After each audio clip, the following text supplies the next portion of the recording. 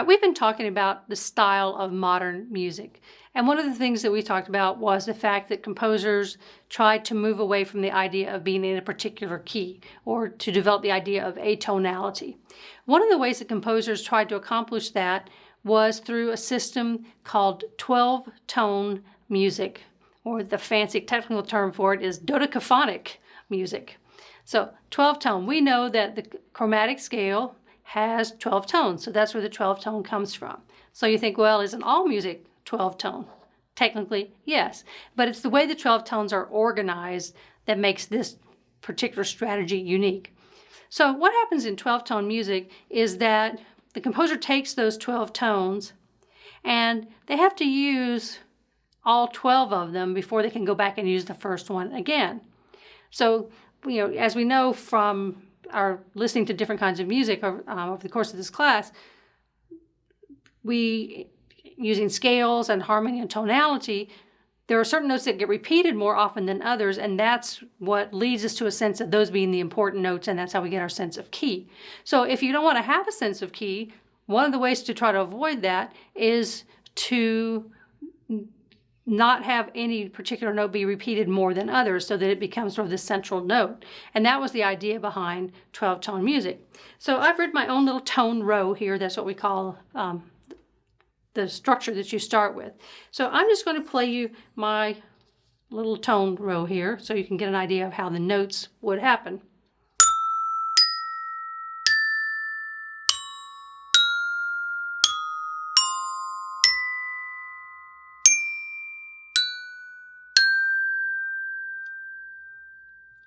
There's no way to predict what the next note is going to be in that, and that's what tonality does. It helps us to predict things. So if you're trying to avoid that, here's a way to do it. So we would call that the tone row. But if we did that tone row over and over and over again, eventually that tone row would sort of develop its own tonality. So we have to be able to do some other things with it, not to mention that it might be kind of boring to hear the same 12 tones over and over again in that odd order. So there are three other things that a composer typically does with a tone row. The first is to play it backwards. So here's my same tone row going backward.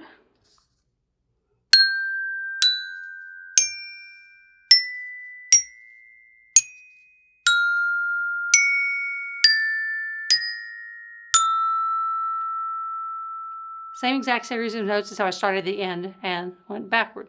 Again, if you do it often enough, it begins to develop a sense of going to a particular place. So another thing that we could do is what we call an inversion of the row. So what happens in an inversion is, so we'll take the first two notes of my little tone row, and those were E and B flat. Those notes are 1, 2, 3, 4, 5, 6. 1, 2, 3, 4, 5, 6. 6 half steps apart. And I went down 6 half steps from E to B flat. So in an inversion, you take the same distance, same number of half steps, but you go the opposite direction. Now what happens in this case, 1, 2, 3, 4, 5, 6, takes me up to B flat. Again, I happen to have picked a tritone as my first interval. So in that case, it's the same note. But my next set in the original row was from B flat down to A, which is a half step. So instead of going down a half step, I go up a half step. So you do that throughout the entire tone row. You just take the interval and go the opposite direction. So here's my new tone row.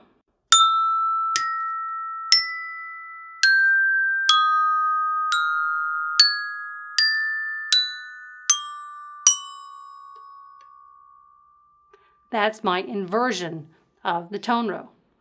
The fourth thing that I can do is to take that inversion, take my inversion, and do it backward. So I have backwards and upside down. I did it backwards. So I didn't do it. I can take my inversion and do it upside down. Anyway, I get it straight here in a minute. So you can do your regular tone row. You can do your inversion of the tone row, which is to turn the intervals the opposite direction. You can do the tone row backward, which is called retrograde. And then you can do a retrograde inversion where you take your backwards version and then invert all of its intervals. So here's my original retrograde backward.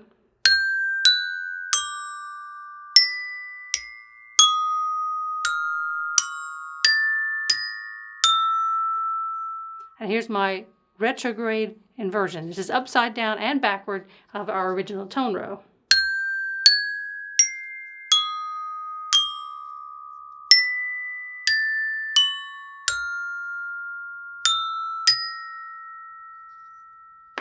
So you can see that that's just kind of odd, right? It's really hard to imagine composing a melody with that. But the composer doesn't necessarily have to take that and make it the melody. As you'll see when we look at some pieces that use this particular technique, they might put two of the notes, two sequential pitches from the tone row together to make a little harmony part, so you could play them together. Sometimes you will hear that one note gets repeated, like a really fast rhythm usually, before it goes on. So we can make clusters of notes together. So we have a little bit more variety than just those notes. So who did this anyway? One of the most famous composers of 12-tone music is Arnold Schoenberg, who was an Austrian composer who came to America during World War II, as did many composers, especially Jewish composers from Europe. As a conductor, he was also a conductor. In addition to being a composer, he was very interested in promoting new music. We need somebody who will say, "Hey, you need to listen to this new music. Try this out." And we still have conductors today that really specialize in introducing new works to the world. In 1905, he wrote a piece called Pelle and Mellow, which is a popular storyline. It appears in several different kinds of compositions. This piece was important because it's the first piece in which we have a trombone glissando written. Remember when we looked at trombone, we saw that it had a slide that would move. Well, that means that you can just go, and you've all heard that because it's very common now. But Schoenberg was the first person to do that in an art music piece, 1905. In 1907, he wrote a piece called Kammersymphony, which means chamber symphony. And this was his first attempt at getting away from tonality. He hasn't yet moved into 12-tone, but he's trying to figure out a way to make that work. So what he did was, instead of using our triads that were built on thirds, I can't hear that, can you? Those three notes together, he would do chords that were built on fourths, which is something we saw the Impressionist composers use. Because the fourths don't have that same feeling of leading somewhere that the thirds do. That was his sort of attempt at making some atonality there. Another thing that he did in this piece was to have a dissonance that never resolved itself. I mean, we like our dissonances to resolve to consonants. Dissonance, sort of competing sound. Consonants are relaxing of the sound.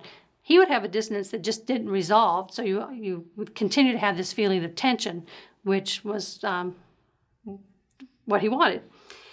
He was an impressionist in part of his career. As I said, using the chords built on fourths is very typical impressionist style. Like a lot of musicians, he was also a painter. Not me. I'm terrible at drawing things.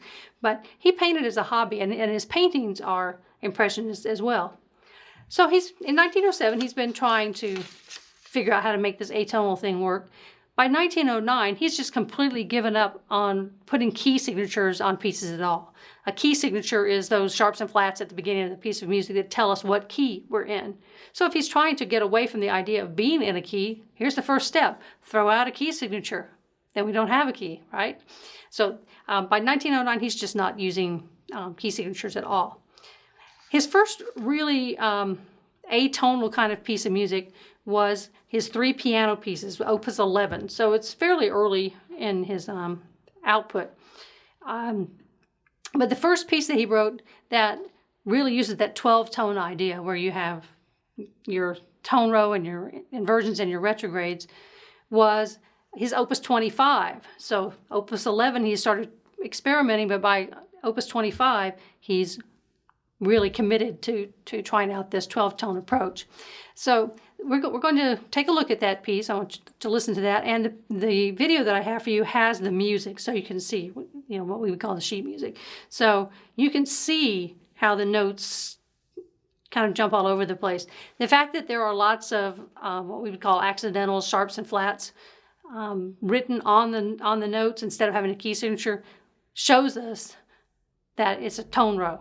because in most music you would put that key signature at the beginning that tells you all these notes are always going to be flat unless I tell you otherwise.